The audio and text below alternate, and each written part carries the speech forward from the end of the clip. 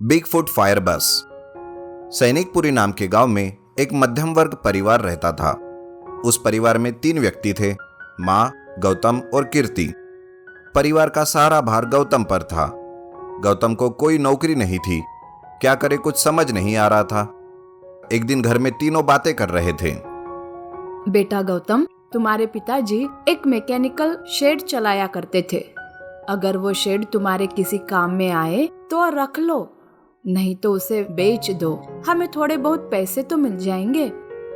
मुझे मैकेनिक का काम थोड़ा बहुत मालूम है माँ, मैं जाकर देखता हूँ। ऐसा कहकर गौतम अपने पिता के मैकेनिक शॉप पर जाता है।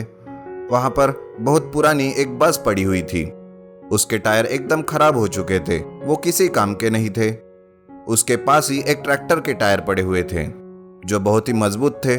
उन्हें देखकर गौतम कहता है, इस संसार में कोई भी चीज बेकार नहीं है, बस हमें उसे इस्तेमाल करने का तरीका मालूम होना चाहिए। मैं बस के टायर निकालकर ट्रैक्टर के टायर लगा देता हूँ, यह एक नई किस्म की बिगफुट टायर बस बन जाएगी। ऐसा कहकर गौतम बस के टायर निकालकर ट्रैक्टर के टायर बस को लगा देता है। तब वो बस बहुत ही बड़ी और बहुत डिफरेंट दिखने लगती है। हाँ, अब मैं इसे घर में ले जाकर माँ को बताऊंगा। ऐसा कहकर वो बिगफुट बस स्टार्ट करता है। जैसे ही वो बस को स्टार्ट करता है, उसमें से आग निकलकर टायर को लगती है। यह देख गौतम तुरंत बस को ऑफ करता है और नीचे उतरकर जैसे ही देखता है तो वो फायर रुक जाती है। गौतम फिर से बस चढ़कर स्टार्ट करता है। थोड़ा आगे जाता है, बस में फिर से आग लगती है और टायर को छूती है। गौतम घबरा जाता है। अरे, ये तो बड़ा अजीब लग रहा है। बस स्टार्ट करूं तो आग निकलती है, अगर रोकूं तो गायब हो जाती है। ठीक है, चलो इसे तो मैं बाद में देख लूंगा। ऐसा कहकर गौतम उस बिगफुट बस को लेकर घर आता है। उस बस को देखकर माँ कहती है, अरे गौतम, ये बस तो तुम्हारे दादा परदादा के जमाने की है। ये तुम्हारे ऐसे उपयोग में आएगी, ये तो मैंने सोचा ही नहीं था। बिगफुट बस बहुत ही अच्छी है भैया, इसे आप क्या करोगे? हमारे गांव में बस की सुविधा नहीं है, सब ऑटो से सफर करते हैं। यह मेरी बस उन सबको अच्छी सुविधाएं देंगी और मुझे पैसे देगी। बहुत ही अच्छा सुझाव है गौतम, जाओ, तुम्हारा हमेशा अच्छा ही होगा। ये कहकर माँ गौतम को आशीर्वाद देती है। गौतम बस में फायर क्यों आ रही है ऐसा कहकर सारी बस को चेक करता है। प्रॉब्लम क्या है उसे कुछ समझ में नहीं आता। ठीक है, मैं एक बार लॉन्ग ड्राइव पर जाकर देखता हूँ, तब मुझे पता चल जाएगा कि बस सुरक्षित है या नहीं। यह कहकर गौतम बस पर पूरा गांव फिरता है। टायर्स को फायर लगती है, पर इसकी वजह से बस को उसमें बैठे यात्रियों को कोई भी हानि नहीं पहुंचाती। बिगफुट फायर बस को देखकर लोग आश्चर्यचकित होते हैं।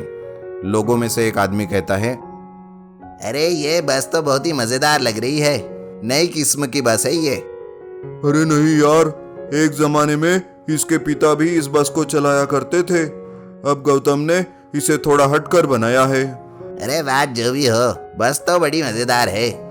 इस बिगफुट फायर बस में तो एक बार तो जर्नी करनी ही होगी।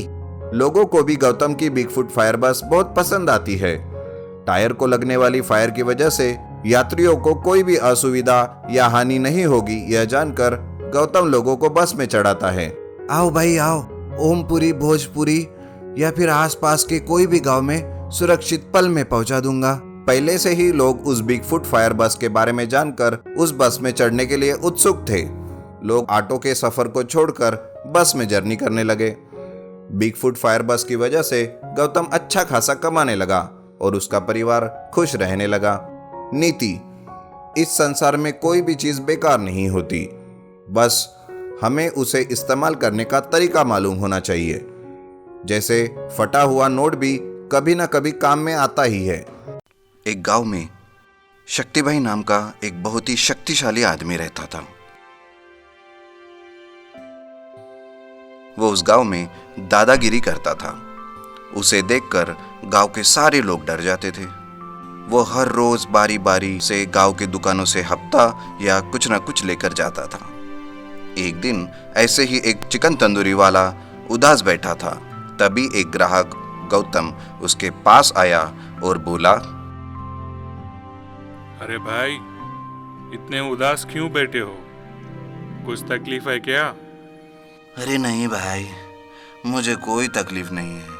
मैं तो बस इस बात से परेशान हूँ कि आज शक्ति भाई को हफ्ता देने की मेरी बारी है। यही सोच रहा हूँ, पहले ही दुकानदारी ठीक से नहीं चल रही है और अब ये शक्ति भाई आके हफ्ता लेकर जाएगा।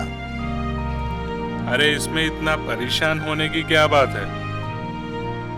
तुम उसे बोलो कि हफ्ता नहीं दूंगा करके। अरे भाई, ये अगर इतना आसान होता तो गांव के सारे लोगों ने उसे पहले ही बोल दिया होता। अभी तक उसे हफ्ता क्यों देते? अच्छा अच्छा, अब समझ आ गया। वो शक्ति भाई जोर जबरदस्ती कर रहा है। क्यों, सही कहा ना? सिर्फ जबरदस्ती ही नहीं, कभी कभी तो दुकान तोड़ के चले जाता है। तभी शक्ति भाई की आवाज आती है। सारे लोग इधर उधर भागने लगते हैं। शक्ति भाई चिकन तंदूरी वाले की दुकान पर आता है और बोलता है, तो आज तुम्हारा नंबर है। निकालो मेरा हफ्ता, वरना तोड़ दूंगा तेरी दुकान। हाँ शक्ति भाई, अभी देता हूँ, आप जरा शांत रहिए। चिकन तंदूरी वाला शक्ति भाई को हफ्ता लेकर देता है और बहुत उदास होकर बैठ जाता है।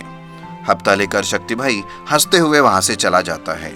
गौतम ये सब आराम से देखते रहता है और चिकन तंदूरी वाले से कहता है, अरे इस शक्ति भाई से इतना डरने की जरूरत नहीं है। ये कोई शक्तिशाली नहीं है, ये तो बड़ा बेवकूफ है।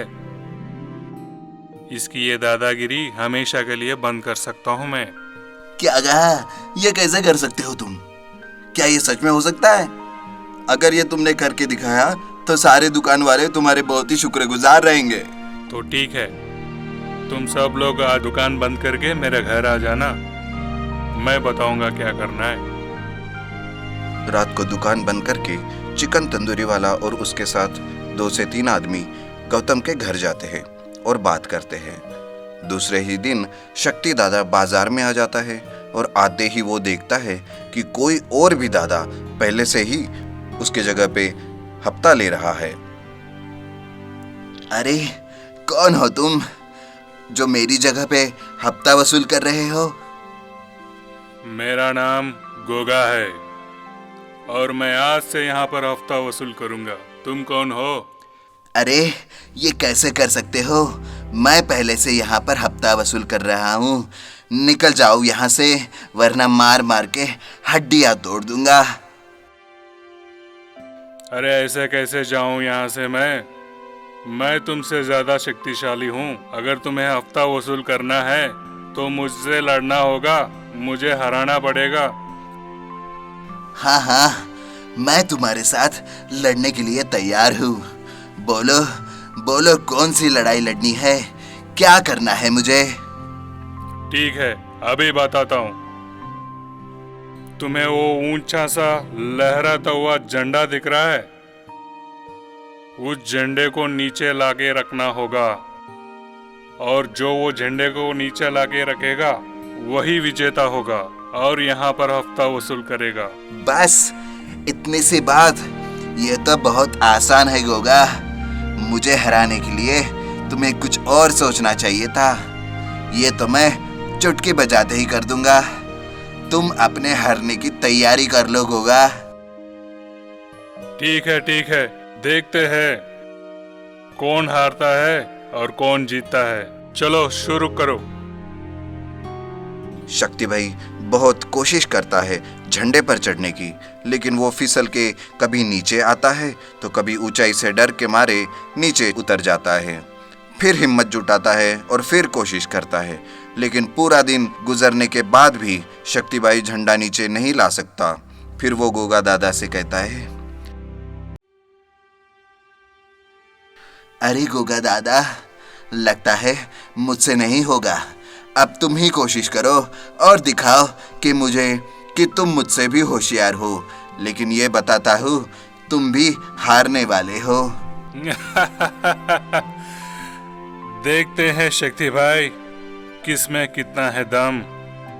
ये बोलकर गोगा दादा झंडे के पास आता है और झंडा जिस नट बोल्ट से कसा हुआ रहता है उसे खोल देता है और वो झंडा नीचे आ गिरता है। गोगा दादा उस झंडे को निकालता है और शक्ति भाई के हाथ में रख देता है। ये देखकर शक्ति भाई पूरा चकरा जाता है और कहता है, अरे गोगा दादा, ये तुमने कैसे किया? ये तो बहुत ही आसान था। मैंने पूरा दिन गवा दिया इस झंडे को नीचे लाने की कोशिश में और तुमने 2 मिनट में नीचे लाया। कैसे कैसे गोगा, कैसे किया तुमने ये? अरे शक्ति भाई, कभी कभी आदमी को शक्ति से ज्यादा अकल से काम लेना पड़ेगा। हर जगह पे अपना शक्ति काम नहीं आती, युक्ति से भी काम लेना होता है, क्योंकि शक्ति से युक्ति हमेशा श्रेष्ठ होती है। समझे? समझ गया गोगा, पूरा समझ गया। आज के बाद मैं यहाँ कभी हफ्ता नहीं लूंगा। यहाँ पे सिर्फ तुम्हारा ही हक है, तुम आज से हफ्ता लेना। इस तरह से शक्ति भाई गोगा दादा से हार जाता है और गांव छोड़कर चला जाता है। चिकन तंदूरी वाला और गौतम सब दुकान वालों को ये बताता है कि आज के बाद कोई भी हफ्ता नहीं देगा, क्योंकि ये कोई गोगा दादा नहीं बल्कि गौतम का भाई है। ये सुनकर सारे लोग खुश हो जाते हैं और गौतम और गोगा को इनाम देते हैं।